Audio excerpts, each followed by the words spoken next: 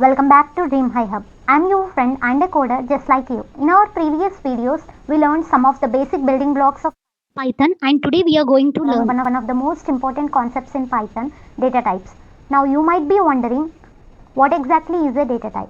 Imagine I told you that with Python you can store everything about a student, their name, age, percentage, whether they passed an exam, and their list of subjects, and even their complete student record.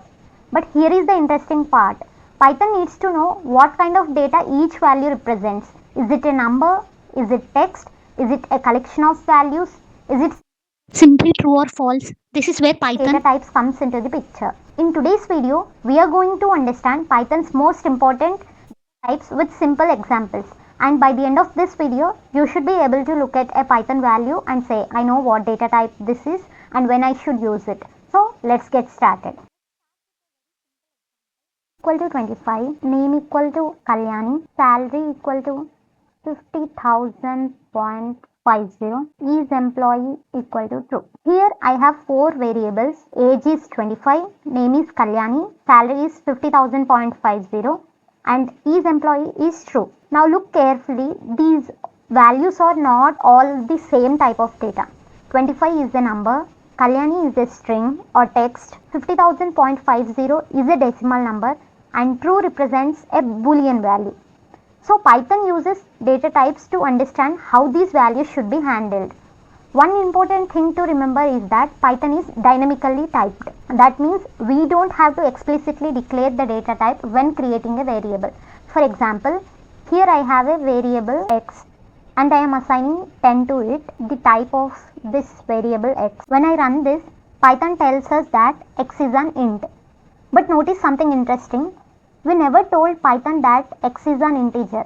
Python automatically understands the data type from the value 10. This is one of the reasons Python is called a dynamically typed language. If you have learned a language like Java, you may know that we normally specify the data type when declaring a variable like int x equal to 10. But in Python, we are not required to specify the integer. We are not required to specify a data type because Python automatically understands whether it is an integer, float, or whether it's a string data type. That makes Python a beginner friendly language. And suppose x equal to hello Python. Now let's see what's the type of x. Now it's giving us string. The same variable name can later refer to a completely different type of value. Earlier, because we gave the value 10, it gave us integer. The data type as integer. Now, because we assigned a string value, we got the type as string. These are the different data types available in Python. Numeric data type, boolean data type, and we have different types of sequences, and set data type, mapping data type, and finally we have none data type. Let's understand each one with simple examples. Let's start with something we are already familiar with, numbers. So numeric data types. Python provides three important numeric data types: integer, float, and complex. See a few examples for integer data type. Age equal to 25, temperature equal to -5, and let's say count equal to 0. An integer is simply a whole number or a negative number, basically a number without a decimal points. It can be positive, it can be negative, or it can be 0. And most importantly, there is no decimal point for a number, then that is called integer. And next we have floats, number with a decimal point. For example, price equal to 99.9 equal to 5.6. These are the examples of floats because it contains decimal points. So just remember, like, integer is a number without any decimal points, and decimal numbers which contains decimal numbers are called floats. And Python also supports complex numbers. For example, z equal to 5 plus 3j. J represents the imaginary part. You may not use complex numbers in everyday data analytics, but it's good to know that Python supports complex numbers too. Now here is something very important. Sometimes we may want to convert one data type to another. This is called type conversion. Equal to 15.56. This is a float because it contains decimal points. And suppose I don't want any decimal points here. I want to just see the integer. Then I wanted to convert obviously the x value into integer, right? In that case, I can do this. I can use int function and convert this x into integer. Now see, the x value becomes int. So we can use int function to convert a float number into a integer. In the same way, we can also use float function to convert any x value. Suppose let's take another example where y equal to 20 and I wanted to convert this y into float, which means I wanted to have decimals here. Then I can use the float function to convert this into decimals. And we can also create a complex number using complex function. Suppose here we just gave the real part, but it added the imaginary part and converted a number into a complex form number using the complex function to create a complex number using one integer value. Now let's talk about a data type that you will use a lot when we start learning conditions and loops, that is boolean or bool. Boolean has only two possible values, either true or false. So suppose is logged in, true. So whether a user is logged in or not. If it's yes, then it's true. If it's no, then it's false. And I'm taking one more variable, is admin. Let's say it's a false because every user might not be a admin, right? So here, no, right? Like we have only two possible values, whether it's a true or false. Come to another one of the most important categories, which is sequences. Sequence is basically a collection of elements arranged in a particular order. There are 6 types of sequences data types. Those are like strings, bytes, byte array, list, tuple and range. Let's first learn the one which we use every single day in programming, that is string. For example, name equal to Lata. A string represented by str vectors. String can be written in either single quotes or double quotes. And I'll take one more variable, city equal to Hyderabad.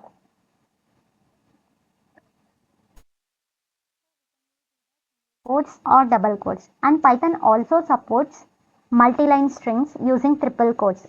For example, message equal to I am using triple quotes, hello Python. So here even we write a string in multi-line using triple quotes, Python supports it. Now let's move on to one of the most commonly used Python data types, that is list. For example, student equal to Pavani, Praveen, Leon. Example of a list. Lists are written using square brackets. And here is something interesting. List can contain multiple types like 10, then take 10.5, Pavani and true. So a list can contain different data types. We have an integer, we have a float, we have string, and we also have a boolean value inside a single list. For example, here the first element we have 10 and we can change this 10 with any other number. Let's change the 10 with 100. Okay. Now run again. See, the 10 value replaced with 100 because lists are mutable.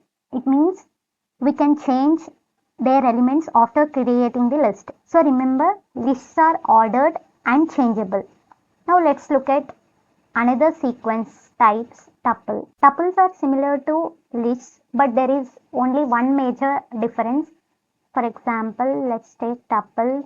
Let's take P1 equal to parentheses, Pavani, Praveen and Leon. Friends, in list, while creating the list, we have used the square brackets, and while creating a tuple, we will use the parentheses. And the one major difference between list and tuple is lists are mutable, but tuples are not mutable. Suppose if I wanted to change the first value of a tuple, it will throw an error. Let's take this T1 of 0. Here I am using 0 because it is an index.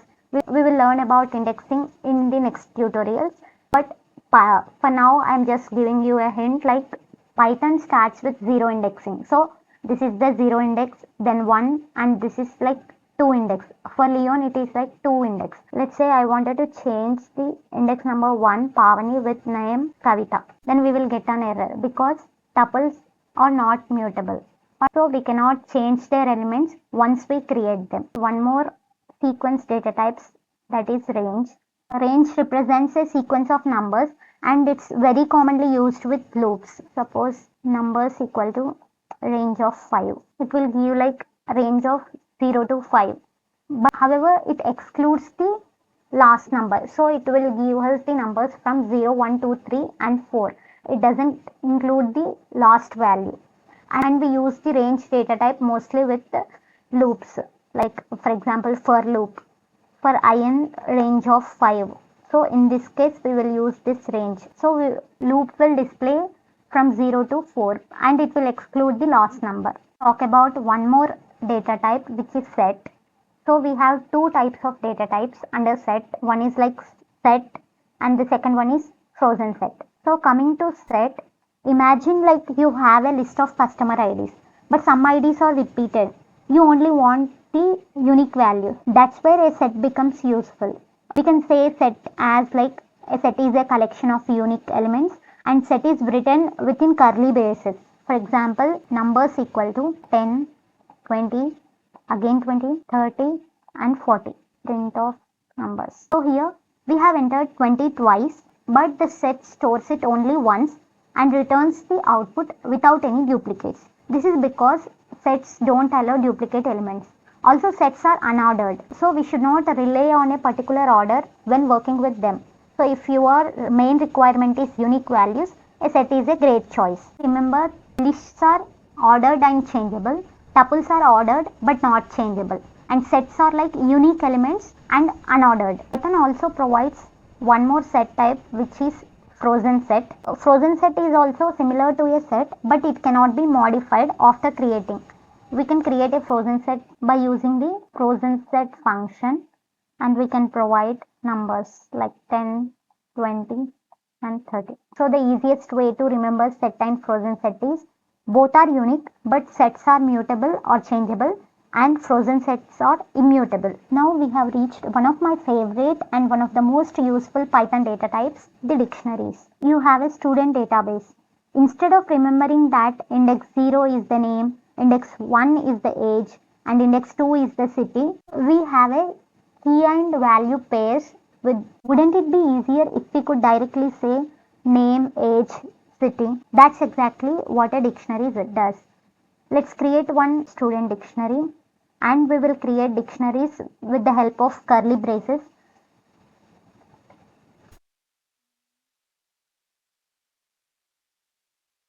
Equal to Monica equal to 25 and city equal to Hyderabad. Let's run it. Here we shouldn't use equal to, we should use colons to separate key and value.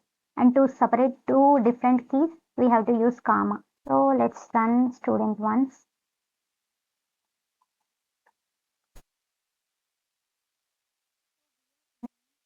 City. These are called keys and the values Monica, 25, Hyderabad are the values of this dictionary. For example, print of student name. Dot the value using the key. For example, we can also update values in dictionary. For example, student age equal to 26. See, we didn't got any error. It means we can change values in a dictionary. Now, there is one more data type that we should know, that is none type. Python uses none to represent the absence of a value. And for example, result equal to none. And it doesn't mean on empty string. It just means essentially that there is no currently value here. You will see none frequently when working with functions and real world data. Now let's understand a concept like how to check a data type. Now imagine you are working on a Python project and you don't know what data type a particular variable contains. What do? Don't worry. Python has a very simple function for this, which is type. For example, x equal to 100 here and we don't know what type this variable x contains. In that case, we can use simply the type function to know the data type of the x variable and we got int. Let's try few more examples. y equal to, let's see the type of y, and we will get string as a data type because it's a string. And let's take one more example, z equal to false. Print the type of z, and we know because we only have two values for boolean, that is true and false, so we got bool as a data type here. So whenever you are confused about the data type of a value, just remember we can use type function in Python. Here is one small concept that beginners often find interesting. Some programming languages have a separate data type called char for a single character, but Python doesn't have a separate character data type. For example, letter equal to a. Let's print the type of the letter, and we got the output as string. Even though a is only a character, Python considers it as a string. So in Python, a single character is simply a string of length 1. Okay, let's do a quick recap before we end today's video. We have integer. For example, 10 is a int value, and we can simply remember it as a whole number or a negative number. And we have another type, float, which contains a decimal number. And we have a complex data type which contains the imaginary part, and the example for complex data type is 2 plus 3j. And we have boolean data type which has only two values, either true or false. And we have a string data type. We can either use single quotes or double quotes for string data type, and the simple meaning of string data type is a text. And we have list data type which is ordered and changeable, and we will write list within square brackets. And we have a tuple data type, and which is similar to a list, but we will write tuple within parentheses, and it is also a ordered like list, but it is immutable, means we cannot change once the tuple is created. And we have a range data type. We can use this range data type mostly with loops like for loop or while loop, and it is nothing but sequences of numbers. And we have a set data type. We will write set within curly braces, and it contains only unique values, and it will remove duplicates, and sets are not ordered.